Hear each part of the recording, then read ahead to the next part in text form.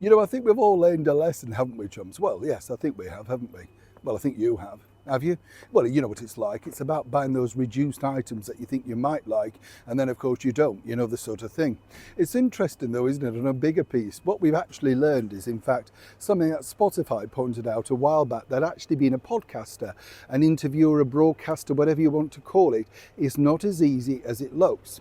Now, in my experience, you know, I've been doing this job a long time, and, you know, I have a lot of sympathy for people that start out in this game. It's not as easy as it appears, and you have to learn and cultivate and understand exactly what makes an interview come alive, find out exactly what the interview wants to talk about, and you build on that. Now, as we've seen, well, obviously at great expense to some people, including Spotify, Meghan Markle certainly is not a natural talent. But guess what? She's on standby for this. Let me explain. Morning, lovely to see you, chums. Thank you so much for joining me today. We'll have a lovely wave. How are you? All right. By the way, I'm glad you enjoyed the Sleeping Beauty feature, all about those wonderful theatres that are just boarded up, locked up and, you know, left. It is sad. I mean, many of you pointed out a lot of things in your area, and it wouldn't take too much, would it? But seemingly in this modern age, we don't want to make that effort. It's easier to just pull them down. But as I pointed out in the piece, the thing that upsets me is all of those people that work really hard, you know, putting the foundation stones there, getting all the bricks up, the horses, the everything, and all of their work just ripped away because nobody has the foresight to protect these wonderful gems of buildings. But truly, I'm really glad that you enjoyed it. We'll try and root out a few more, shall we? Yes, I'll let you know as we go along. Let's get back, of course, to your royal story of the day.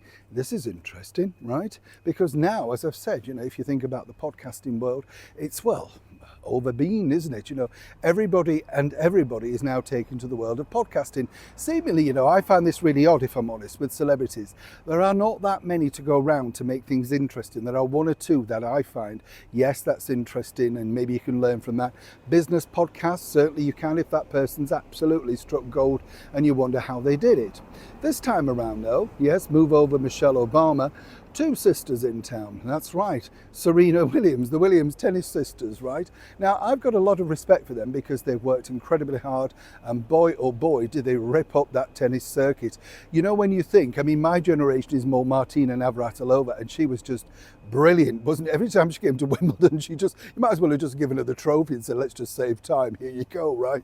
Now, of course, the Williams sisters really rewrote the rule book, and they've no doubt got a fascinating, I would say, story. Absolutely. Now they're taken to the world of podcasting, but guess what?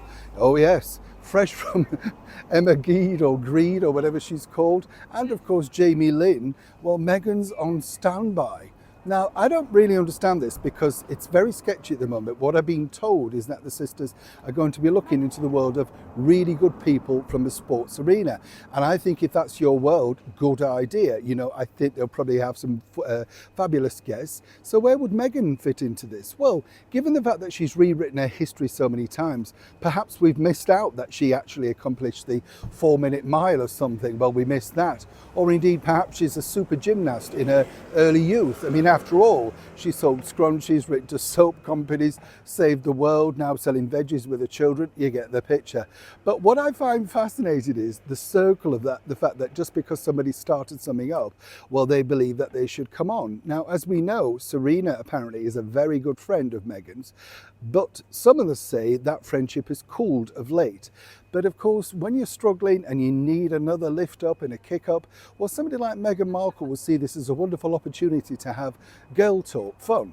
And let's not forget, you see, Meghan believes that Serena and the other sister definitely owes her something. I mean, after all, she appeared on that, well, Archetypes, didn't she? So one favour deserves another. It's going to be interesting how, of course, those stunning Williams sisters managed to extract themselves away from inviting La Markle on for yet another meaningless chat. Bet you can't wait. Neil Sean in the very heart of London.